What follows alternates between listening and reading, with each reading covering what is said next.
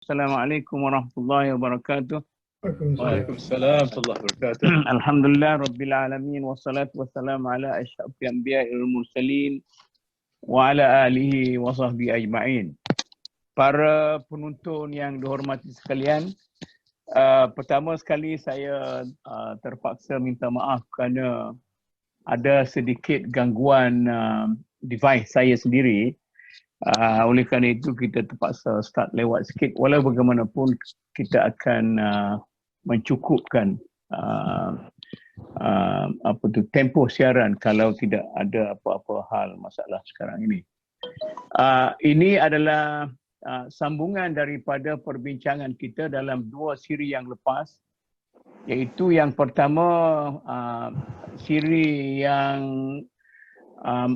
dua ahli panel daripada Tan Sri Syekh Razali dengan Tan Sri Muhammad Taib, dan yang kedua ialah Tan Sri Zaman Khan dan Tan Sri Profesor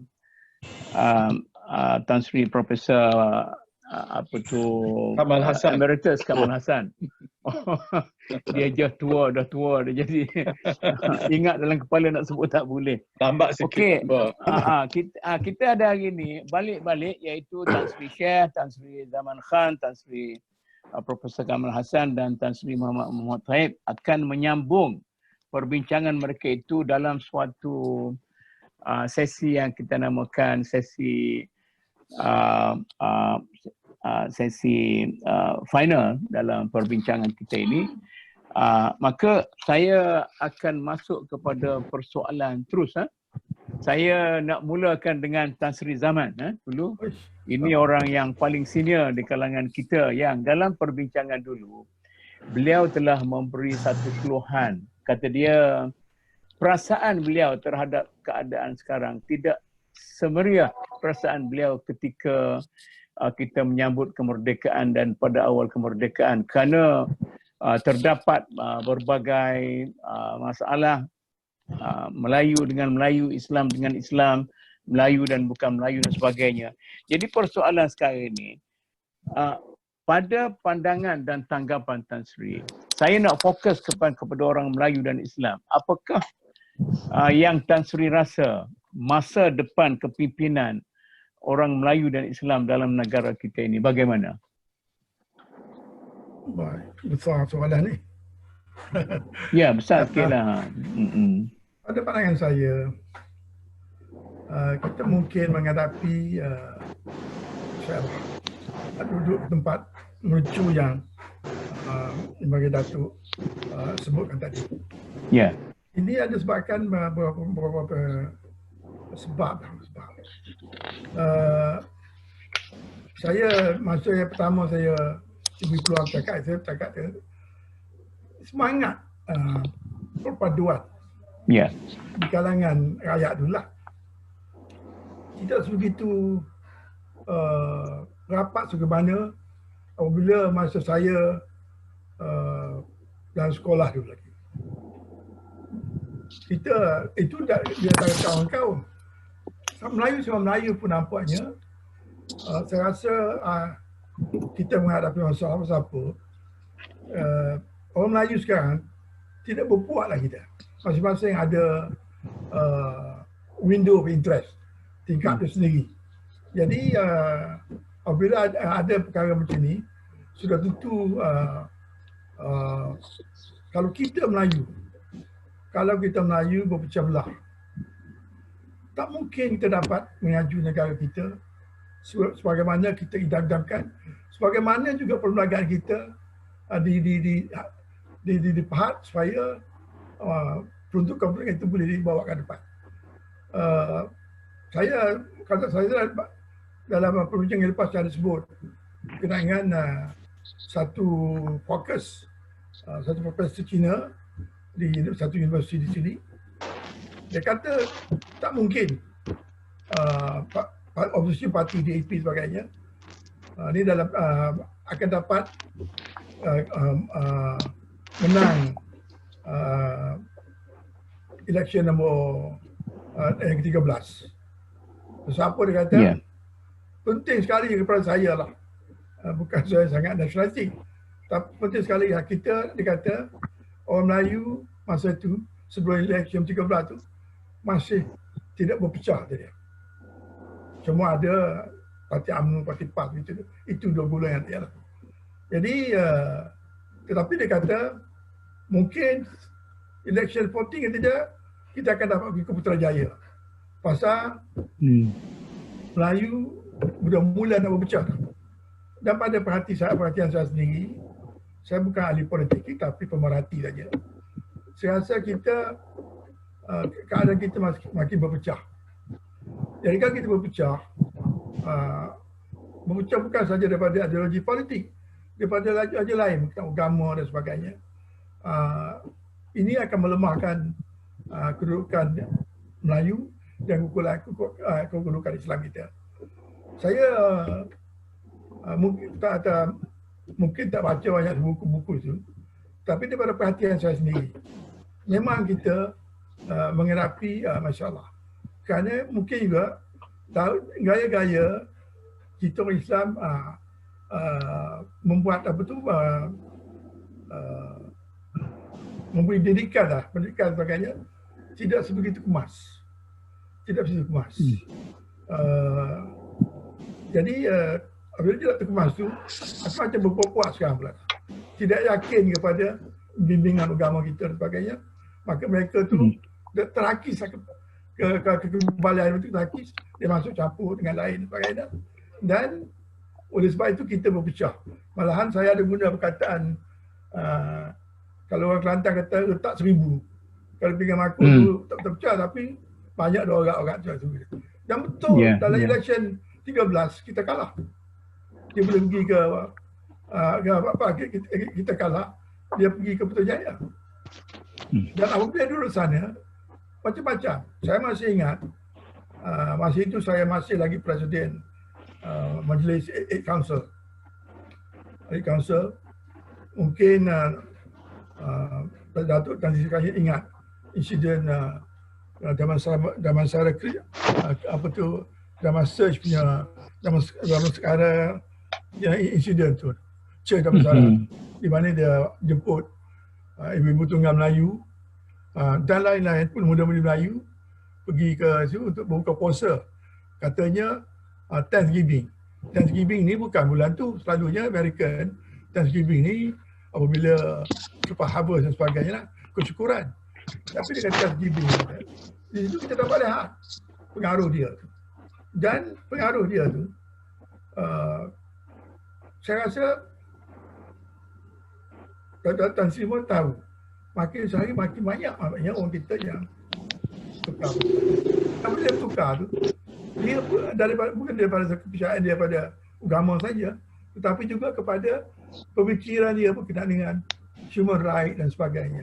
Dan ini saya kata satu unsur-unsur yang boleh melemahkan orang Melayu kita. Tengok sekarang pun berapa kumpulan ada berpecah sama sekali. Jadi kalau kita mahu terus menjadi gemala dalam pembangunan negara kita, kita mesti tukar sikap kita. Mesti sedar bahawa kita banyak ada ancaman. Ancaman itu bukan kita sendiri dan juga daripada luar. Dia cuba nak kontrolkan segalanya. Ekonomi dia dah kontrol. Apabila dia ingin kontrol tu, apa kita boleh buat? Apa juga tengok. Ayam daratnya. Ayam yang RM5 nangis kilo tu sampai RM9.5. Ya. Jadi yang terdesaknya boleh dikatakan majoriti orang Melayu. Ya. Ya. Okey, Tan Sri. Terima kasih. Tuan-tuan sekalian, kita sedang dalam berbincang tentang mengekalkan kedudukan orang Islam Melayu sebagai tulang belakang kepada pembinaan negara bangsa kita.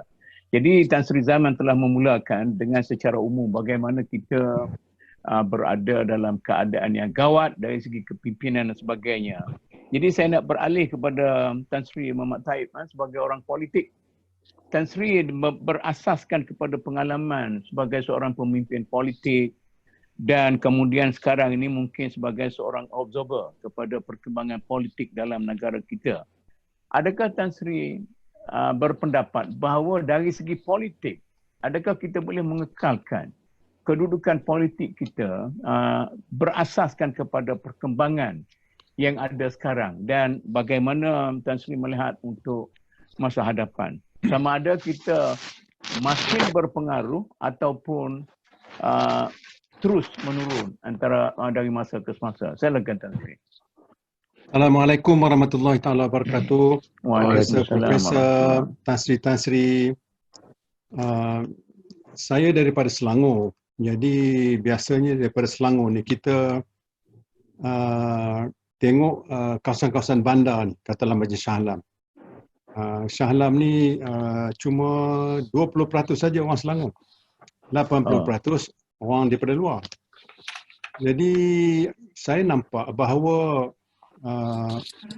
kandungan kawasan luar kawasan urban, kawasan bandar, adalah satu kawasan yang berbeza daripada kawasan yang selain daripada luar bandar. Kalau kita tengok demografi politik negara ini, kawasan bandar dimenangi oleh kawasan Cina. Sekarang ni dia orang sokong DAP. Maknanya ada lebih kurang 40 kerusi dikuasai oleh Cina DAP. Kawasan Melayu pula yang luar bandar ni, pas dengan UMNO bergabung ni, kawasan seperti Hulu Perak, Hulu Terengganu, Hulu Kelantan, Kedah, Hulu Selangor, kawasan-kawasan Hulu akan dimenangi oleh UMNO PAS. Maknanya kawasan Melayu lebih kurang 50, luar bandar, kawasan bandar 40 oleh Cina, biasanya DAP. Jadi bakinya nak menang kerajaan tu ada lagi 30-40 kursi. Ini dipanggil semi-urban. Macam Shah Alam, macam Gombak, macam Ampang, Kota Raja, begitu juga di lain-lain negeri lah. Pertarungannya di sini, di kawasan urban, di mana ramai profesor, ramai cerdik pandai, politician, kaki tangan kerajaan, bisnes. Ini tak semestinya dia menyokong kepada satu puak. Dia mungkin menyokong sebelah sini atau dia akan menyokong sebelah sini. Jadi nak mengekalkan kuasa ni, luar bandar Melayu, PAS atau UMNO bergabung, bandar kuasai oleh Cina, DAP, maka semi-urban inilah yang patut diserang oleh orang yang nak menguasai. Serang tu maknanya kita kena dapatkan isu-isu yang ada di semi-urban ni. Apa masalah dia, pengangguran dia, kemiskinan dia, social problem dia, kawasan masjid dia, kawasan orang bekerja tak bekerja dia, anak-anak dia. Jadi kalau nak mengekalkan kuasa, ini satu kawasan yang perlu ditumpukan. Seperti saya kata tadi, di Lembah Kelang ni tak sama dengan lain. Ini satu-satu yang berbeza. Di Ampang, ada kampung tu orang Kelantan saja. Masa zaman saya jadi Menteri Besar tu ada pilihan kaya antara Datuk Harun dengan Ong Tikiat. Kampung ni kita panggil Menteri Besar Kelantan. Allahyarham Tok Mak Yaakob. Pasal orang Kelantan saja di situ, kawasan setingkat. Kampung ni pula di Ampang ni kawasan orang Perak saja. Kita panggil Menteri Besar Perak. Kawasan ni orang Kedah saja. Kawasan ni orang Melaka. Jadi ramai orang mendatang.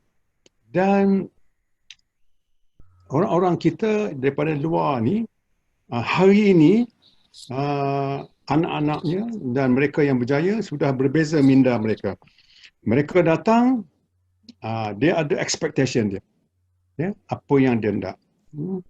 Dia nak tengok kerajaan macam mana. Yang cerdik-cerdik pandai, yang pensyarah-pensyarah universiti ni ada berpuluh ribu dekat Lembah Kelang. ITM, UKM, USM, dan institusi-institusi pengajian tinggi lain. Dan mereka bukan menurut-nurut saja, ya, menyokong saja, tidak. Mereka melihat isu macam semalam, perasmian Dewan Parlimen semalam. Ya. Ada yang berkata kepada saya, wah, ini orang lama-lama, orang dah tua-tua dalam parlimen, mereka tak berubah. Dia tak nak macam ni. Ini bukan caranya pemimpin berucap di parlimen, menggunakan isu-isu yang sensitif, ya. Warna muka hitam semua tu. Ini bukan tempatnya mereka nak berlawak. Kalau nak berlawak macam ni dengan kawan-kawan, boleh. Tetapi kalau dalam tempat parlimen, patut tunjuk satu dikodom yang tinggi. Sebab yang menonton ni bukan hanya bandar, luar bandar, dia antarabangsa, semua sektor akan melihat. Jadi kalau kita pamerkan itu cara kita berbahas, ada orang yang tak berapa minat. Jadi nak berkuasa ni, hari ini dah tak ada macam zaman dulu. Zaman dulu serah aja bantuan baja, bantuan kain batik, habis semua kita boleh menang. Zaman-zaman awal Tengku Tun Razak ni. Tapi hari ini expectation sudah berbeza. Mereka mahu melihat quality. Mereka mahu melihat perbincangan yang hebat dalam parlimen. Dia nak tengok apa isi perbincangan. Jadi maknanya kena ada orang-orang yang berpendidikan tinggi yang dipilih. Saya dah cadangkan pada permulaan dulu macam mana ini boleh dilakukan. Kita kena letakkan orang-orang yang bermutu yang boleh berucap di parlimen. Ya, Tan Sri, terima kasih. Itu kebimbangan Tan Sri dari segi politik. Sebagai seorang ahli akademik, Prof Kamal mungkin ada sudut yang tersendiri, dan soalan saya kepada Prof Kamal ialah saya rasa tak boleh juga kita nak mempersalahkan kerajaan sebelum ini yang sedia ada dan sebagainya. Sebab berbagai-bagai inisiatif yang telah dilakukan oleh kerajaan, macam-macam program dan sebagainya. Tetapi prestasi orang Melayu dan Islam terus menurun. Sama ada dari segi intelektual, sama ada dari segi apa-apa pun. Jadi maknanya menurun bukan artinya lebih buruk daripada dulu, tetapi berbanding dengan masyarakat lain yang mereka itu bermula mungkin daripada kosong pada waktu penjajahan dulu, maka mereka menaik, tapi kita bertahan dan tidak terus menaik seperti mereka itu. Ulasan Prof Kamal. Assalamualaikum warahmatullahi wabarakatuh. Terima kasih kepada yang berbahagia Prof Mahmud Zuhdi dan ahli-ahli panel yang saya hormati sekalian. Untuk menjawab soalan daripada Prof, saya merasakan bahawa penurunan prestasi masyarakat Melayu secara umum tidak terlepas daripada ciri-ciri budaya orang Melayu sendiri. Budaya suka hidup dalam zon selesa, budaya yang tidak mementingkan kecemerlangan tetapi mediocrity, budaya pak turut, budaya taklid kepada pemimpin politik, dan kerana rata-rata kemiskinan itu mendorong golongan, katakanlah golongan menengah, middle class yang sedang meningkat itu, mendorong mereka untuk mudah menerima suapan, mudah menerima bribery dan corruption kerana keadaan kemiskinan dan kerana mengharapkan mendapat sesuatu keuntungan keduniaan. Jadi saya rasakan dia ada kaitan dengan budaya Melayu dan juga sikap kebendaan yang sudah mulai mulai tumbuh di kalangan masyarakat Melayu. Dan pemimpin politik saya fikir memainkan peranan yang sangat besar. Kerana masyarakat pada itu mengharapkan pemimpin politik lah yang boleh membawa kepada satu keadaan yang lebih baik sesudah kemerdekaan, membawa kesejahteraan, membawa kemajuan, membawa kecemerlangan, keunggulan. Tetapi malangnya pemimpin-pemimpin politik Melayu bermula dengan niat yang baik, 50-an, awal 50-an sebelum kemerdekaan, sanggup mengorbankan nyawa dan harta. Tetapi generasi sesudah kemerdekaan menjadi mangsa kepada tren kebendaan keduniaan ini, dan mereka yang sanggup memberi rasuah ialah golongan kapitalis, golongan yang punya modal, golongan yang punya kepentingan ekonomi yang besar tetapi peluang tidak ada. Jadi golongan ini menggunakan institusi-institusi immigration dan juga pentadbiran tanah dan juga institusi kepolisian untuk memberi suapan-suapan supaya kepentingan mereka terjaga. Oleh kerana kemiskinan dan juga harapan dan juga mimpi-mimpi daripada golongan middle class Melayu yang ingin menjadi kaya dan sebagainya, mereka mudah menjadi mangsa kepada budaya corruption yang mulai membesar sesudah zaman kemerdekaan. Tapi malangnya media dan masyarakat fokus kepada mangsa, bukan fokus pada pemberi suapan atau pemberi punca corruption itu, iaitu pemodal yang sanggup melakukan apa saja, dan penerima yang miskin yang datang daripada kampung akhirnya tinggal di kota dan mahu hidup ada kemewahan sikit, terpaksa menjadi penerima kepada rasuah. Budaya rasuah ini akhirnya melumpuhkan kekuatan umat.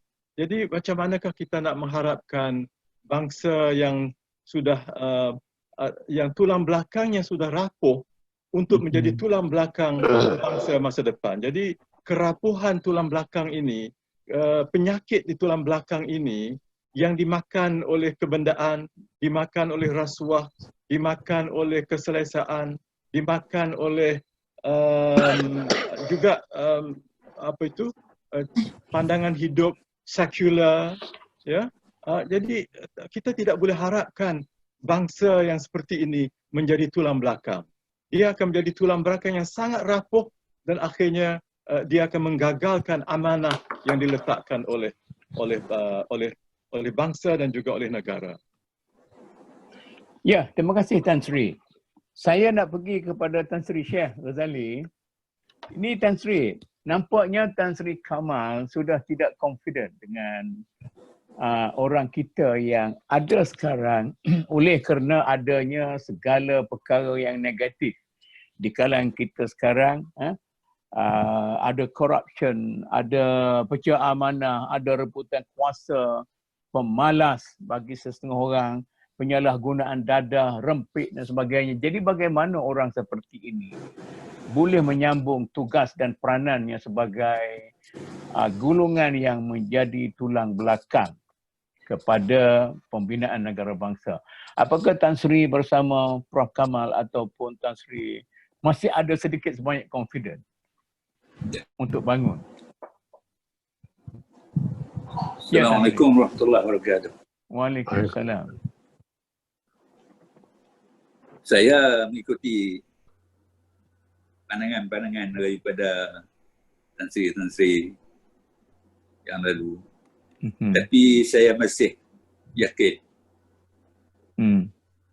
bahawa umat Islam Melayu kalau dididik semula dengan asas-asas yang berpandukan kepada Al-Quran, maka insya-Allah kita akan dapat mengekalkan kedudukan kita menjadi tulang belakang kepada pembinaan negara bangsa Malaysia. Dan ini pun saya ingat, saya baca apa yang telah disebut oleh Tan Sri Prof Kamal semasa dia mencelak dari WhatsApp. Saya baca di antaranya termasuklah perkara yang yang mengenai dengan kedudukan umat Islam, macam mana bawa kepada asas-asas kepada pembinaan bangsa dan negara, termasuklah berpandukan kepada ajaran Al-Quran, masuk dengan Turabi, kata negara dan sebagainya. Jadi saya rasa kita masih belum terlambat lagi. Walaupun sekarang ni kita sedang menghadapi satu krisis, tapi kita masih boleh meneruskan usaha-usaha tanpa kita rasa kita rasa mengalah terlebih awal. Jadi saya ingat, kalau kita balik kepada sebelum merdeka, memang ahli-ahli politik, ulama, orang ramai pada ketika itu semuanya satu kata. Tujuan dia apa dia? Untuk nak elakkan daripada Melaya ni dikongkong oleh dengan Malayan Union. Maka berjaya. Tetapi selepas berjaya itu, maka barulah timbul, macam saya sebut dalam jumpaan kita yang pertama dulu, barulah timbul parti daripada UMNO kepada PAS, kepada Parti Negara dan lain-lain. Tapi perkembangan ini pun masih lagi boleh berjalan dengan baik, sebab kita pada ketika itu kita kedudukan Melaya pada masa itu, universiti pun tak ada. Saya ingat sebelum tahun 60 kita tak ada universiti. Yang ada pun, kalau ada kolej Islam itu adalah pengajian tinggi ulama Islam. Kalau universiti ada di Singapura, Universiti Melaya Singapura. Kemudian bila kita dah dapat merdeka, semua projek-projek pembangunan baik di bandar ataupun di luar bandar dikukung oleh ahli-ahli politik. Saya rasa sebab itulah kalau dalam rebutan nak mendapatkan jadi ketua cawangan, ketua bahagian, bermati-matian. Kemudian saya ingat dalam tahun 70-an, masa sebelum dari itu lagi, saya ingat masa Allah Irham semua dah, Allah Irham Tok Guru Haji Hussein Cik Dul. Ini mula orang kuat UMNO. Jadi calon UMNO dan jadi exco pun di Kedah. Kemudian dia pindah kepada PAS. Tok Guru Haji Umar Lembu, exco. Itu semua orang lama. Tok Guru Haji Umar Ahmad Langgar, seorang wakil ayat, dan juga ni ulama. Tok Guru Pondok. Mereka ni semuanya bekerja dengan ikhlas untuk membangunkan masyarakat, bangsa dan agama. Bila dia tinggal politik, dia tak ada apa-apa kerjaan. Saya masih ingat Pak Ngah panggil Haji Umar, Haji Ahmad ni kita panggil Pak Ngah. Dia kata Pak Ngah taubat dah lepas ni tak mau dah, dia kata. Apa pasal? Kata begitu. Dia kata Pak Ngah bukan ada apa, dia kata tengoklah Vespa ni aja buat Pak Ngah. Kemudian ada kereta kecil mini Copa gambar itu. Jadi dia tak ada lah, tak macam lah kawan-kawan lainnya ada kereta Mercedes lah apalah, tak ada. Dia itu aja modal dia. Sebab dia tak terima rasuah, dia tak terima suapan yang orang bagi, seperti yang Prof Kamal kata itu betul. Sebab dulu saya rasa yang mengajar kita, orang kita, anak muda kita, ahli politik kita, tema suapan ini ialah daripada orang-orang yang berkepentingan dalam perniagaan ataupun dalam untuk membangunkan kemajuan. Dia nak buat tak boleh, dia tak nak kuasa. Bila pergi kepada apa nama, katalah projek nak buat bangunan, kerjaan, nak buat sekolah, dia tak boleh buat kecuali dia dapat kontrak. Kemudian bila dia dapat kontrak, nak dapat kelulusan itu, macam mana dia nak buat? Bila ada pertandingan, dia akan pergi berjumpa dengan pegawai-pegawai kita. Kemudian pegawai ni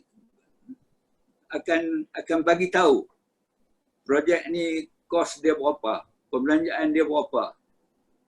Kemudian daripada situ mungkin ada perundingan. Dia kata tak apa, dia boleh berjanji, dia akan bagi.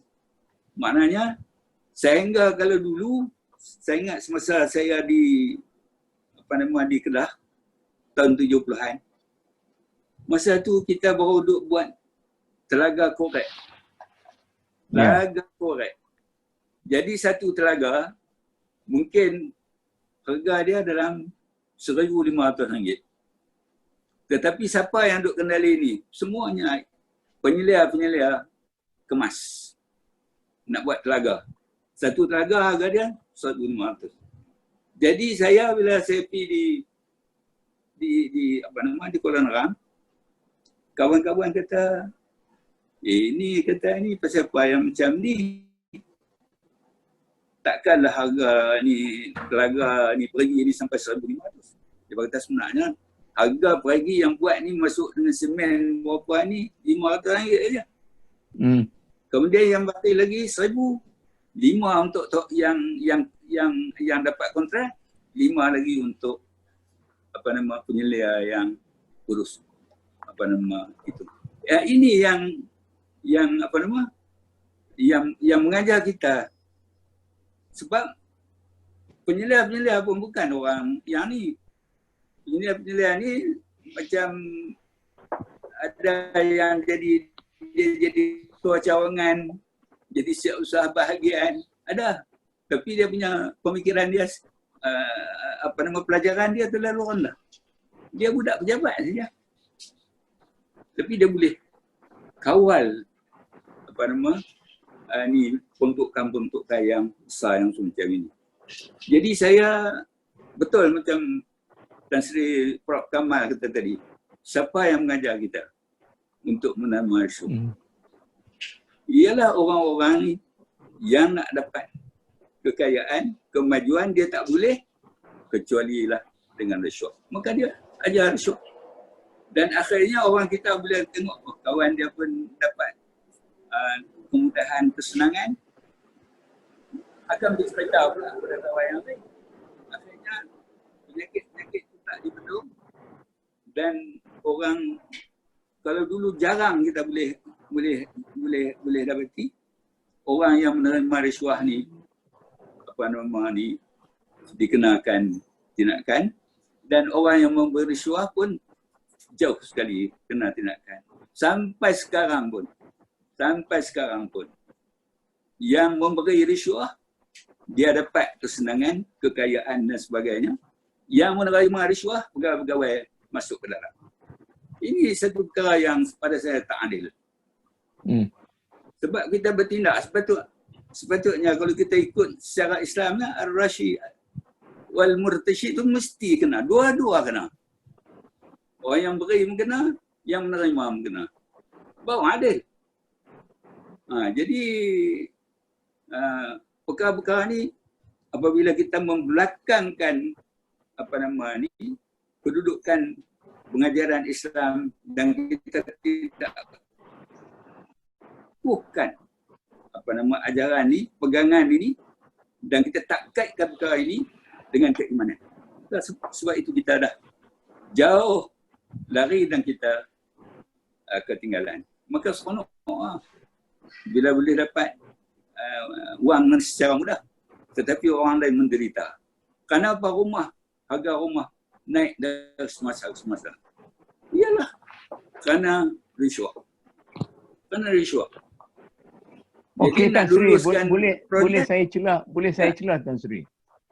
Pengalaman Ya. saya sikit banyaklah dalam politik ni. Saya pernah saya pernah terlibat dalam politik ni. Orang kata orang agama macam kita ni lah. Orang agama macam kita ni, dia boleh pergi setakat menjadi pendukung dan tukang karut kalau dalam dikir barat. Tapi untuk betul-betul ke tengah, masuk calon lah, memimpin betul-betul, tak sanggup. Saya rasa begini. Sebab saya sebenarnya ikuti perkembangan politik. Pas ke UMNO ke Parti Negara ke ahli-ahli pemimpin politik kita baca. Tapi saya sendiri apabila ditawar masuk UMNO, saya tak mau. Ditawar ajak masuk PAS, saya tak mau. Dan kekal bebas. Jadi kita boleh bercakap apa yang kita nak cakap. Kemudian kita boleh buat apa yang kita nak buat. Okay. Kemudian oleh kerana itu, bukan semuanya mesti buat politik. Tapi keberanian nak menyatakan. Ya. Keberanian nak menyatakan. Saya kata keberanian nak menyatakan mengenai dengan kedudukan benda yang tak betul. Saya ingat dulu kita dah sekarang orang duk ajak mari sama-sama kita dukung perniagaan orang Islam. Ya. Saya ingat semasa saya jadi ketua penerangan Kedah dulu, saya dah tulis fatwa. Bantulah, sokonglah perniagaan orang Islam. Dan boleh baca sekali saja khutbah tu di masjid Pak Sebedak. Selepas itu tak boleh baca. Dia kata ini khutbah ni bahaya. Khutbah ni tak boleh baca. Timbul pula kata kalau baca ni akan jadi perkauman lah apalah. Kita nak perkauman apa? Kita nak ajak orang Islam bantu orang Islam saja. Untuk beli barang membantu orang Islam supaya maju. Tak boleh. Okey, Tan Sri. Kalau kita berhenti kat point tu dulu, kita cuba pergi seterusnya. Okey, sikit lagi tu. Saya ingat orang Islam kita sekarang ni, cuba tengok. Kita ada berapa ni? Kita 68% tapi kita berpecah, maka jadilah apa yang terjadi. Kenapa PH boleh tawan bandar Putrajaya. Saya masa jaga mak saya di hospital PMC di Kedah. Malam nak buat besok nak buat demonstrasi kuning, saya dah tahu dah malam tu semua yang bukan Islam kata kita jangan undi UMNO. Kita semua turun. Berapa puluh biji bas. Semua tu. Sepas benda tu betul. Bila orang Melayu pun dah duk sakit hati apa gitu ni sekarang, masuk sikit. Termasuk lepas sokong apa semua. Tidak nak berkawan dengan DAP pun tak boleh. Kawan dengan DAP, kalah lah dia buat dia.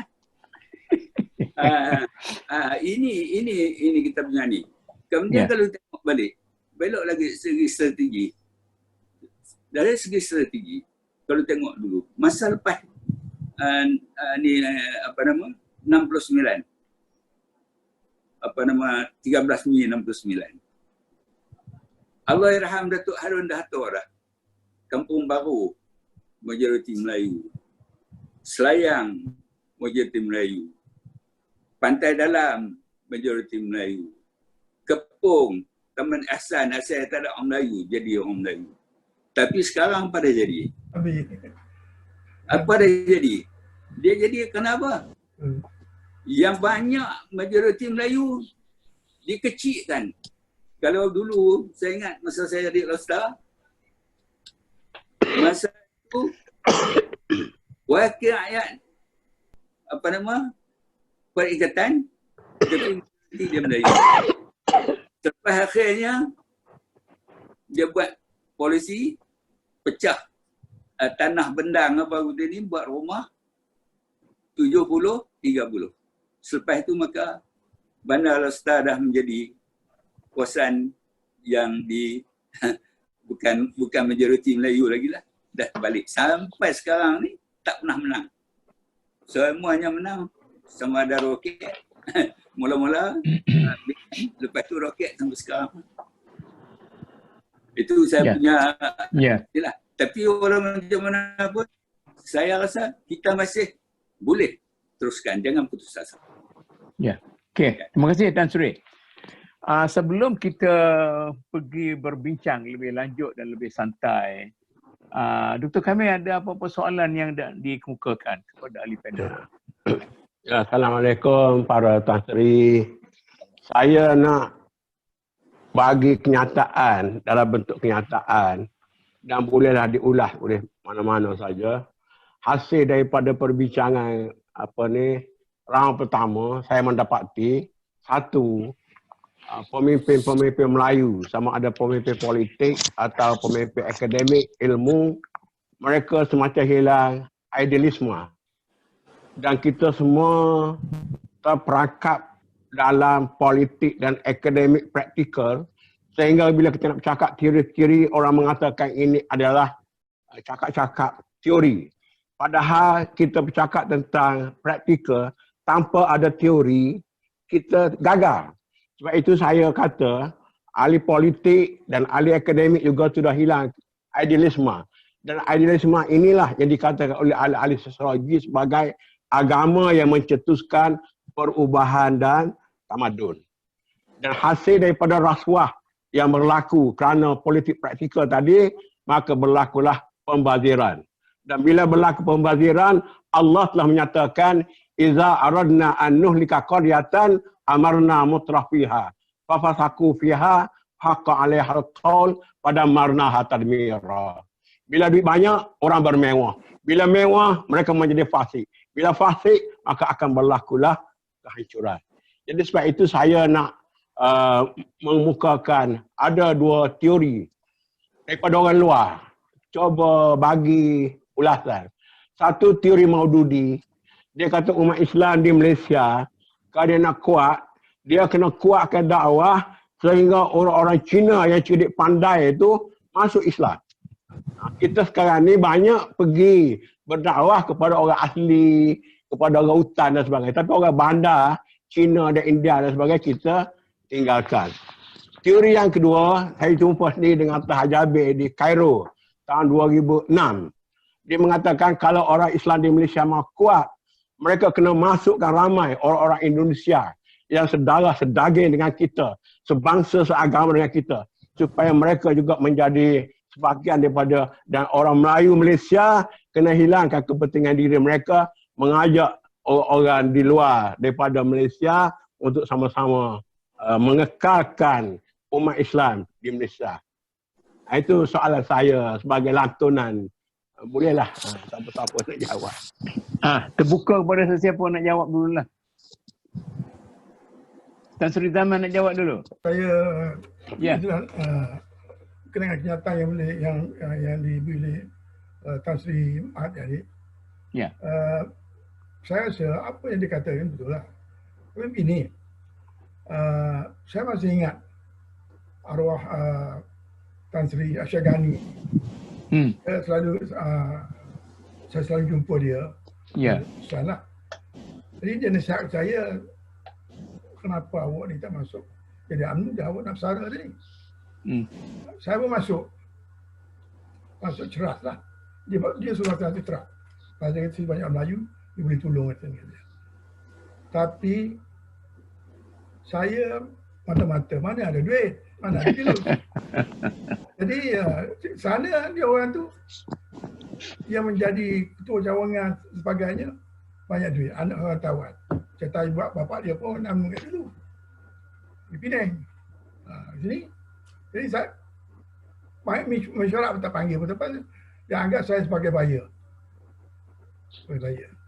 Satu lagi, berkenaan dengan orang Melayu kita lah.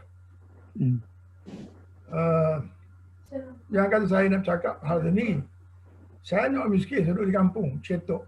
Profesor Kamal tahulah. Ini kalau dengar orang kata, orang darat lah. Orang darat. Tapi orang darat dulu, bapa saudara saya, 3 orang. Semua buta huruf. Dia tahu pelajaran. Dia buat pondok dekat sekolah tu, bukan pondok nak baca, itu dah pondok nak mengaji sekolah. Akhirnya, saya ni jadi ni, bukan oleh dia juga ni. Dia nampak, jadi. Bukan saya seorang. Anak-anak dia orang pun, ada orang tinggi dalam bank, dalam industri dan sebagainya. Kita percaya. Tetapi budak-budak muda sekarang, tidak ada semangat tu. Tidak ada semangat nak membaikkan diri dia dan bangsa dia. Tidak ada. Budak-budak universiti sekarang yang ada scholarship itu. Saya masa saya di Penang sebagai Usuli dan CPO, saya selalu pergi ke Campbell Street masa tengah hari lah. Dia ada kedai, toko-toko Cina kedai itu. Saya pergi nak kata, kalau saya tanggung bisnes tu, saya tanya bisnes tu. Susah. Ini Melayu saja orang yang beli ini baju, ini kasut, ini barang tak ada. Tapi budak-budak Cina, budak India tak dapat scholarship. Masa lapang, masa lepas lecture apa semua tu, dia pergi tolong mak bapak dia jual kuih tiaw, jual mi, jual macam-macam. Orang kita tidak. Pakai baju Adidas, kasut Adidas, saya dengan girlfriend kuah. Jadi itu di situ kita dah rusak. Kita bagi sangat banyak kemudahan.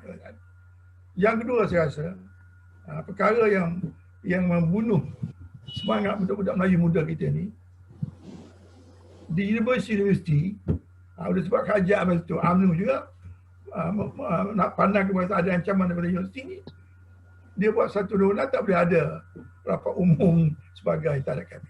Jadi tidak ada tokoh-tokoh macam Ibrahim Ali, banyak lagi ada 3 orang lagi tak ada. Tak ada orang yang berani cakap. Tidak ada. Jadi mereka keluar ni, rapat turun. Jadi nak demonstrasi apa semua itu ni, dia takut hilang scholarship, dan kita dapat kerja dan sebagainya. Ini bukan betul, bukan tak betul. Satu lagi yang saya tertarik dengan kenyataan Tan Sri Mak tadi, berkenaan dengan Shah Alam. Bukan Shah Alam saja. Saya ambil berat. Saya selalu pergi round tengok. Serdang dulu, bukan rumah macam tu. Rumah Serdang ni village. Tengok sekarang, bagaimana lagi besar dia. Maju. Mana Melayu? Ada Melayu pun sikit-sikit dekat dengan Universiti Serdang.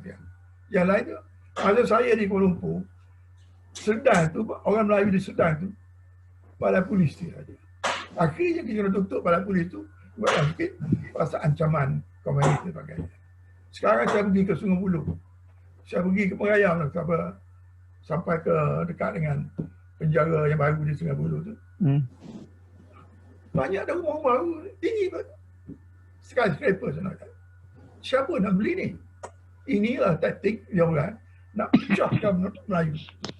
Pergi sumak dia orang sana. Di flat. Tengok daripada Kuala Lumpur nak pergi ke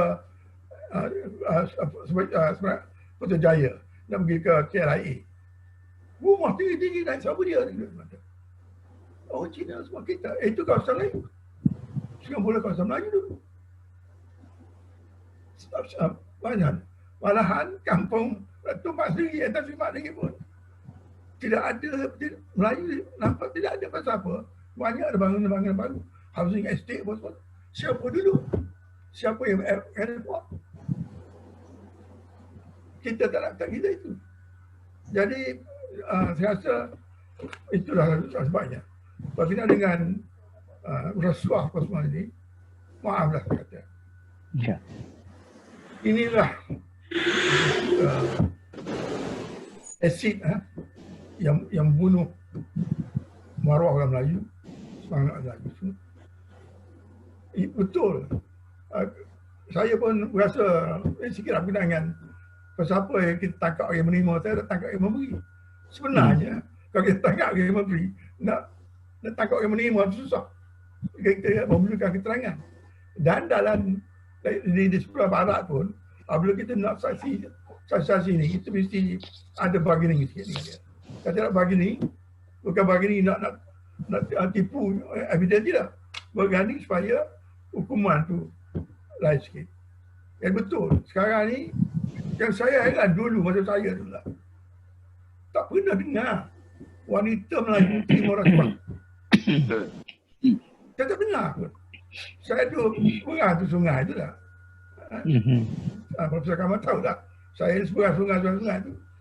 Apa dia, orang polis betina boleh jadi, dia tak tahu, tak kacau. Tapi yang bagi, yang menerimanya lelaki lah. Lelaki. Tapi sekarang tak ada. Tidak ada.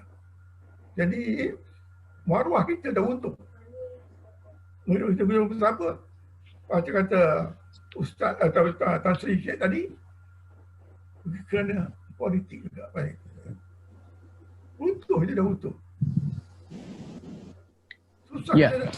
Susah kita nak kata orang bangsa asing yang menipu kita. Tidak. Dia memang dia nak buat kerja. Kita menyusahkan. Jadi bersuat lah. Bukan berlaku di negara kita saja, negara lain pun berlaku. Jadi saya rasa kalau kita nak betul-betul menjadi pemegang lagi tanah Melayu kita ni, kita mesti ada satu gerakan daripada agama, daripada pendidikan, sekolah-sekolah di universiti, supaya orang Melayu sedar ini. Kan dadah. Saya takat sini, takat sana, siapa dia sekarang? Orang Melayu kita. Yang jadi peniaga orang Melayu, yang mengisak orang Melayu.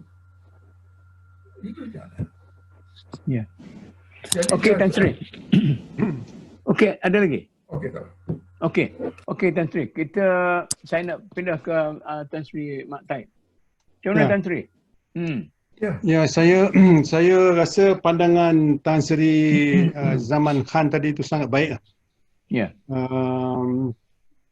Kalau kita tengok daripada kita mula-mula merdeka 57, 69, 70, 90 DEB, 90 sampai sekarang, satu pembinaan mengelilingi duit ni. Duit ni menjadi penting sangat. DEB duit, dasar ekonomi baru duit, privatization duit, dan dalam masa inilah UMNO itu tumbuh dengan pengaruh duit yang kuat. Privatization. Dr. Mahathir sendiri tahun 1992 panggil pemimpin menteri besar, KSN, IGP, ketua polis, hakim berkursus di Port Dickson pada 2 hari bulan 1 tahun 1992. Sebelum Dr. Mahathir nak memperkenalkan privatization. Selepas daripada itu, privatization menjadi satu perkara penting dalam negara ini. Jadi jalan privatization plus highway privatization, penswastaan lah. Pelabuhan di swasta, hampir semuanya diswastakan. Apabila di swasta, orang yang mempunyai kuasa, Kementerian Kewangan semua ni, dia akan bagi kepada siapa yang dia nak bagilah. Dia bagi dia kepada kuncu-kuncu dia bagi kepada penyokong-penyokong politik, dia bagi kepada supaya mengekalkan dia berkuasa. Jadi terpaksa dia bagi. Jadi permulaan membagi projek kepada pimpinan. Dan tentu sekali pimpinan UMNO berdepan, dia ke depan. Sebab dia nak jaga orang.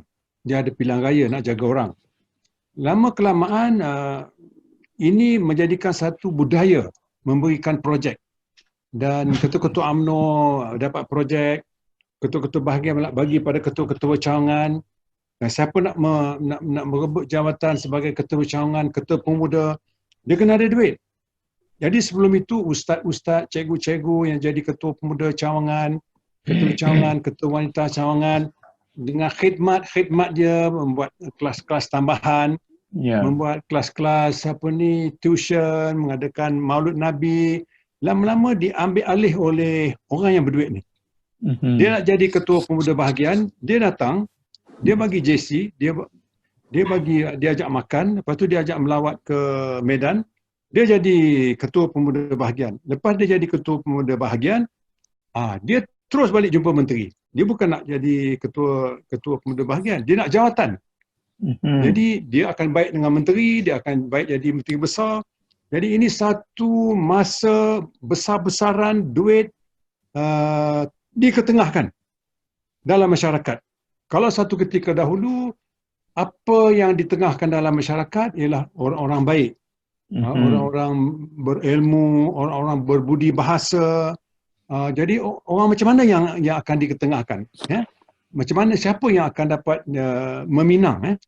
Kalau orang Minang tu, orang itu yang laku dulu. Orang yang baik-baik. Ya. Tetapi setelah satu peringkat berjalan, tahun 70, 90, 80 ini, tiba-tiba kuasa duit menjadi penting. Rumah menjadi besar-besar.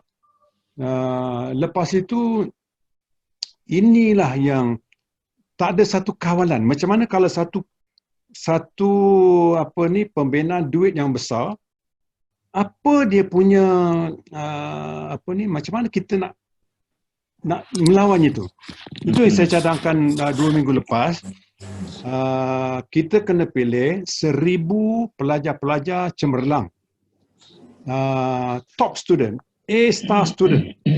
Kita hantar to the best universities in the world. Oxford, Cambridge, di Makkah, Madinah, Al-Azhar, di Jepun, semua. Tahun ini 1,000, tahun depan 1,000, tahun depan 1,000, tahun depan 1,000.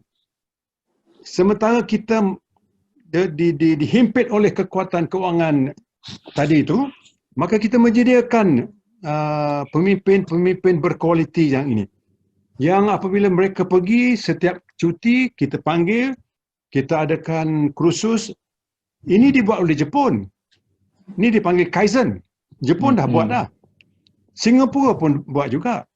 Sehingga Perdana Menteri dia yang sekarang ni adalah seorang general yang dia dalam kumpulan itu. Dia mula-mula masuk dalam army. Dia 20 tahun dalam army. Akhirnya dia masuk dalam politik. Dia jadi pemimpin. Sekarang ni kita benarkan pemimpin-pemimpin yang berduit menjadi pemimpin. Cuba tengok apa jadi semalam di parlimen. Pemimpin-pemimpin berduit kadang-kadang tak ada nurture. Nurture tu tak ada. Nurturing itu tak ada. Maka dia dengan kekuatan duit dia jadi pemimpin, dia masa pilihan raya, dia jadi wakil rakyat, dia akan jadi menteri, dia jadi orang yang berduit lah, pandai kata. Jadi orang-orang yang cerdik-cerdik, yang cerdik-cerdik, profesional, doktor, profesor, engineer, banyak di dalam jabatan kerajaan, di mana-mana. Melihat ini berlaku, dia melihat, tetapi dia tak ada daya. Apa daya dia nak buat? Maka dia tengok aja lah. Jadi kadang-kadang yang budak pejabat di sekolah menjadi ketua cawangan, guru besar sekolah dia takut dengan dia sebab dia baik dengan wakil rakyat. Jadi inilah senario. Kalau kita ada satu cara mengimbangi kemajuan keuangan, kemajuan duit yang berkembang ni dengan satu menyediakan guna tenaga yang berdisiplin. Yang saya sebut tadi, 1,000 cemerlang, pelajar-pelajar cemerlang, kita ambil, kalau kita mula-mula merdeka 62 tahun dulu, kita dah ada 62,000 pelajar-pelajar cemerlang yang ada dalam masyarakat. Yang boleh kita letakkan akhirnya sebagai wakil rakyat, sebagai pemimpin, sebagai ahli perniagaan. Dan orang ini mengikuti siri kursus motivasi. Macam seperti apa tadi Profesor Tan Sri Zaman Khan sebutkan tadi, kita ada satu kaedah menyediakan reservoir ini. Yang ini tak ada kita buat. Jadi siapa yang jadi profesor lah. Dia naiklah. Dia tak naiklah. Siapa jadi arkitek lah. Tak ada satu, misalnya dalam satu jabatan Perdana Menteri, ada satu unit monitor. Orang ini talent dia adalah sebagai pendidik. Kita letakkan dia pendidik. Orang ni talent dia jadi politik. Kita masukkan dia jadi politik. Orang ni talent dia jadi tentera. Masukkan dia dalam tentera. Jadi kena ada satu arahan spesifik, sentral, yang berpusat. Yang itu tak ada kita buat. Kita biarkan saja. Siapa naik, siapa tak naik. Saya nak mencelah ni, Tan Sri. Ya. Misalnya, kerajaan menubuhkan majlis profesor negara. Ya. Itu mungkin satu percubaan untuk itu, tapi gagal segagal-gagalnya. Ya. Boleh Tan Sri ulas sikit? Saya tak nak Prof Kamal ulas sebab dia profesor. Mungkin juga orang berkuasa terasa ancaman daripada profesor ini. Saya fikir dia tak boleh dibuat secara current, secara semasa. Dia hendaklah dibuat satu jangka panjang. Budak-budak yang keluar berumur 21, 20 tahun daripada universiti terbaik ini masuklah sebagai PTD, masuk jadi guru, masuk jadi polis, masuk jadi tentera. Jadi 10 tahun mereka akan berumur dah 30 tahun.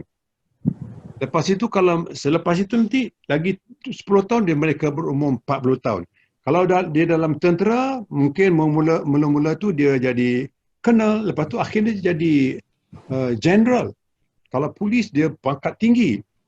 Jadi maknanya kita kena wujudkan satu kaedah negara ini memilih anak-anak kita yang berkualiti ni. Seperti mana Singapura buatlah. Mereka buat macam itu. Tak adalah dalam kita ambil wakil rakyat, kadang-kadang tak ada apa kelulusan, tetapi mereka oleh kerana dia ketua pemuda cawangan bahagian atau dia ketua pemuda bahagian, ketua wanita bahagian, orang ini saja yang diletakkan sebagai pemimpin. Dan jadi orang ini saja yang nanti akan diberikan kuasa. Kuasa ni kata orang putih, kuasa ada harga. Jadi kalau orang yang tak ada berkualiti kita letakkan, maka itulah kepimpinan yang kita dapat. Itu yang kepimpinan yang kita akan dapat. Ya. Okey, terima kasih Tan Sri. Saya nak balik Tan Sri Kamal. Ya. Saya tak nak tanya, Tan Sri kata bagi tahulah sebab soalan yang ada dah tadi. Ya, sorry. Saya nak berpindah pada Tan Sri Kamal tanpa apa-apa soalan. Bagi ulasan apa yang kita bincangkan ya. Okey. Terima kasih. Saya nak balik kepada soalan soalan Dr. Kamil. Sebab Dr. Kamil kemukakan dua teori. Dia minta kita pilih mana satu atau beri komen lah. Satu teori daripada Maududi yang mengatakan kita mesti perkuatkan dakwah Islam kepada orang-orang minoriti, akhirnya mereka masuk Islam dan ini selesai masalah. Itu satu teori. Kemudian teori Taha Jabir, dia kata kita masukkan orang Indonesia banyak dalam negara kita dan dia menambahkan jumlah orang Islam. Baik, saya fikir begini, saya kenal Taha Jabir dan saya juga sempat jumpa Maududi. Dan saya nak tahu Abul A'la Maududi waktu dia pergi ke Amerika, waktu itu saya di Columbia University. Jadi kita mengadakan suatu public lecture oleh Maududi di Columbia University, dan di akhir itu saya bertanya pada dia. Saya kata, Maulana, macam mana kita nak memperkuatkan Islam di Malaysia? Maududi dia jawab simple saja. Saya tak sangka dia jawab macam tu. Dia kata, kamu lebih tahu keadaan negeri kamu. Itu satu jawapan yang sangat bijak. Dia tak kata dia kan kena buat begitu kuat begini sebab dia kan duduk Pakistan. Dia tahu Pakistan, India. Dia tak tahu Malaysia. Jadi dia atas dasar tidak tahu, dia tak bagi cara penyelesaian. Okey. Bagi saya ambil dua pandangan ini untuk mengukuhkan apa yang saya rasa perlu dilakukan. Tadi mula-mula bila Prof saya, macam mana keadaan masa depan Melayu ini, bolehkah dia menjadi pemimpin negara ini. Saya kata selagi tulang belakang itu masih rapuh, rapuh dan berpenyakit, jangan kita harapkan orang yang tulang belakang rapuh dan penyakit menjadi pemimpin. Kan? Sebab dia rapuh, dia tak boleh pikul barang, dia akan patah. Tidak berarti bahawa saya pesimis dengan bangsa Melayu. Saya berhenti di situ. Saya katakan penyakit sekarang begini. Penyakit itu bukan penyakit yang terminal, tak boleh obat. Penyakit itu boleh diobati. Dan tadi Tan Sri Sheikh pun bagi obat dah. Tan Sri Sheikh dia mula dengan katakan dia percaya masih boleh lagi selagi dia bagi sekiranya itu. Lau itu kalau adanya sesuatu. Dan ada sesuatu mengikut Tan Sri Sheikh, balik kepada ajaran Al-Quran dan Sunnah. Okey, saya pada pendapat saya masa depan kepimpinan negara masih boleh, saya setuju dengan Tan Sri Sheikh, masih boleh dipegang oleh orang Islam dengan beberapa syarat.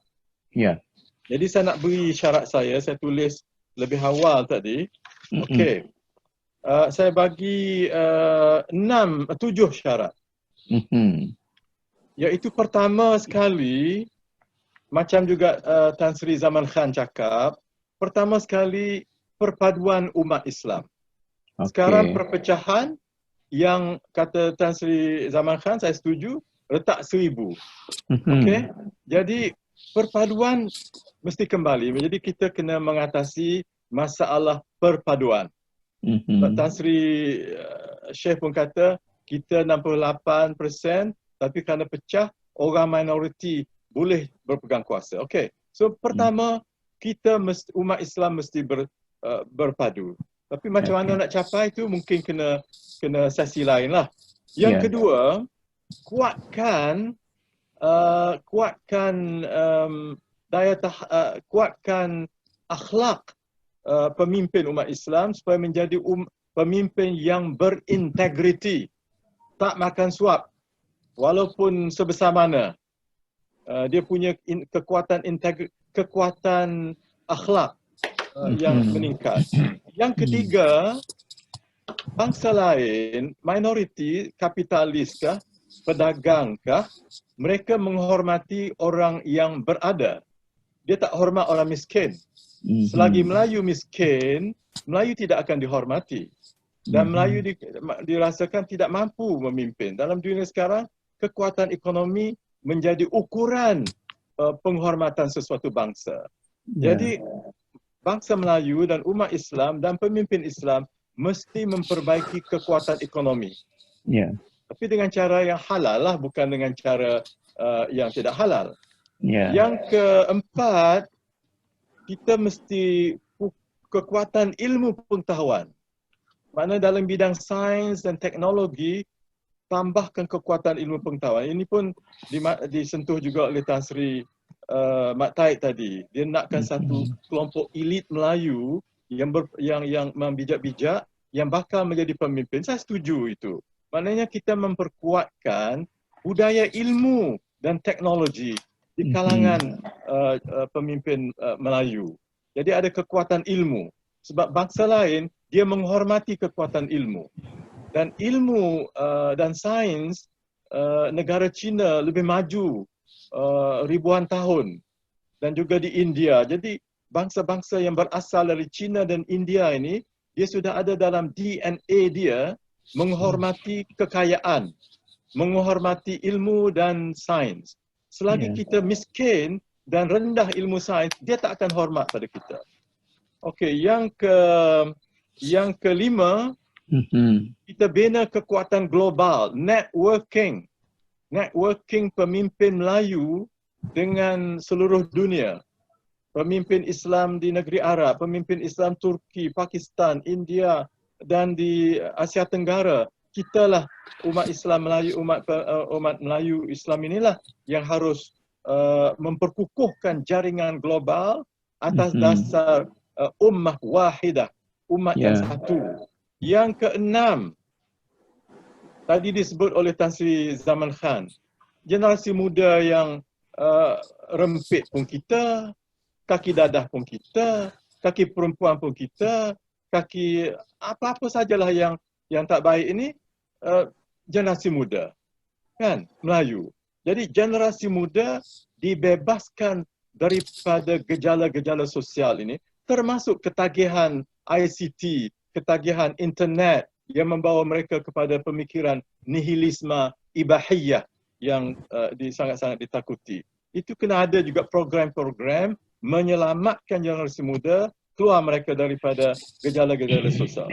Yang ketujuh, ini yang terpenting sekali. Sebab yang 1 sampai 6 ini sebenarnya bergantung pada yang ketujuh. Yang ketujuh, kita meletakkan agama Islam itu di atas segala kepentingan kita. Baik ekonomi, baik politik, baik apa. Kepentingan kedudukan agama Islam itu yang menentukan. Agamalah yang mentakrifkan tamadun. Bukan tamadun mentakrifkan agama dalam Islam. Agama Tauhid itu mentakrifkan siapa kita, identiti kita. Kemana kita nak tuju, agama menentukan. Mana matlamat kita, agama menentukan. Siapa, apakah kriteria kekuatan kita, agama menentukan.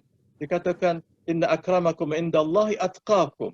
Yang paling mulia di sisi kamu ialah yang paling kuat takwanya kepada Allah. Jadi Islam, agama Islam memberikan nilai kepada semua. Ini nak diletakkan di atas sekali. Kalau tak ada ini sebagai asas, yang 6 ini pun akan gagal juga. Jadi yang ketujuh ini, iaitu meletakkan agama Islam di atas segala-gala. Islam, agama Allah ini telah menentukan siapa sebenarnya kita ini. Allah menentukan bahawa kita adalah umat yang terbaik. Kuntum khairu ummatin ukhrijat linnas. Kamu adalah umat yang terbaik kerana ta'muruna bil ma'ruf wa tanhauna 'anil munkar wa tu'minuna billah, kerana kamu menyeru kepada kebaikan dan mencegah kemungkaran. Itu luas tu. Ma'ruf munkar tu sangat-sangat luas. Jadi maknanya ada wawasan umat ini menjadi khaira ummat. Yang kedua, umat ini Allah yang menentukan umat wasati, umat wasatiyah, bukan umat sederhana. Ini saya nak perbetulkan. Banyak kesilapan tentang wasatiyah, dia kata kesederhanaan. Sebenarnya wasatiyah, saya cek tafsir, hampir seluruh tafsir Sunni, bila ditanya Rasulullah apa itu wasat, Rasulullah jawab al-adlu, adil, ataupun adula, orang-orang yang adil. Lepas tu barulah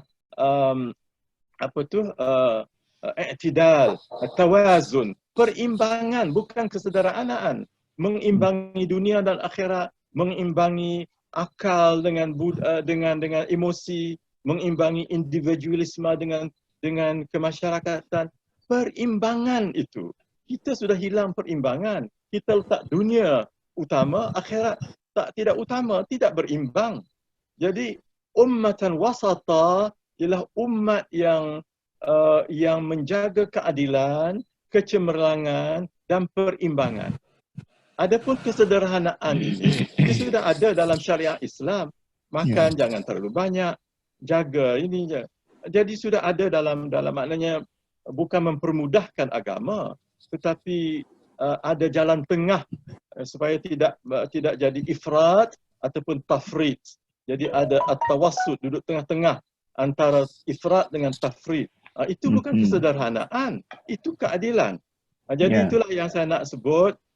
Maknanya kita umat ini masih boleh, dan saya sebagaimana saya kata dulu, saya bagikan 6 abad ke depan sampai kepada tahun 2077, di mana umat Islam ini akan berhadapan dengan abad ke-16 Hijriyah. Pada waktu itu insya-Allah 7 syarat ini kita sudah penuhi insya-Allah.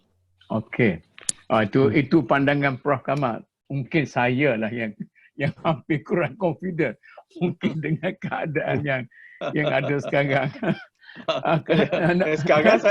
Sekarang saya pun tak confident. Tapi saya kata kita kena melahirkan generasi pemimpin yang baru. Yang lama macam kita tengok semalam dalam parlimen, yang lama ma'assalamah, goodbye with you, get out of the give to the young ones. Okey. Betul. Okey, Tan Sri Razali. Tan Sri Syekh.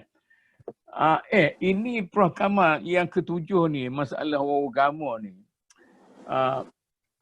Nak tanya sikit, orang agama sendiri kelahi sama sendiri ni macam mana? Itulah. Ni? Saya tak kata orang agama, saya kata letakkan kepentingan agama. Agama mengatasi segala-galanya, bukan letak orang agama. Kita pergi ke Tan Sri Syekh. Macam mana orang agama kelahi sama sendiri? Jadi orang kampung jadi bengong habis. Yang Sunni, yang Syiah, yang Wahabi, yang kaum muda, yang kaum tua. Macam mana Tan Sri? Saya berpandangan begini Datuk, tentang perbezaan pandangan ni. Perbezaan pandangan ni memang bagus. Kalau tak ada perbezaan pandangan, kita tak berkembang. Tapi perbezaan itu harus dilaksanakan dengan secara yang teliti. Kemudian kalau kita baliklah, kalau kita tengok kepada sejarah perkembangan selepas Rasulullah pada zaman Saidina Abu Bakar, bukan? Saidina Abu Bakar apabila dia jadi khalifah dan dia juga sebagai hakim, dia sebagai hakim dan dia apabila dia nak menjalankan, nak buat satu-satu keputusan kepada kes yang dibawa di hadapan dia akan semak Al-Quran. Kalau tak ada, dia akan pergi kepada sunnah. Kalau tak ada, dia akan panggil sahabat semua. Tanya, kes ini macam mana Rasulullah buat? Pantak. Kalau tak ada juga, kalau ada, dia akan ikut pandangan sahabat-sahabat yang beritahu kepada dia. Kalau tak ada, baru dia ijtihad. Jadi saya ingat benda-benda ni sepatutnya perkara salah menyalah di antara satu dengan lain ini nak menang, betul. Kalau segi agama, kita tak digalakkan gitu. Bila perbezaan pandangan, kita bukan nak menang. Tak.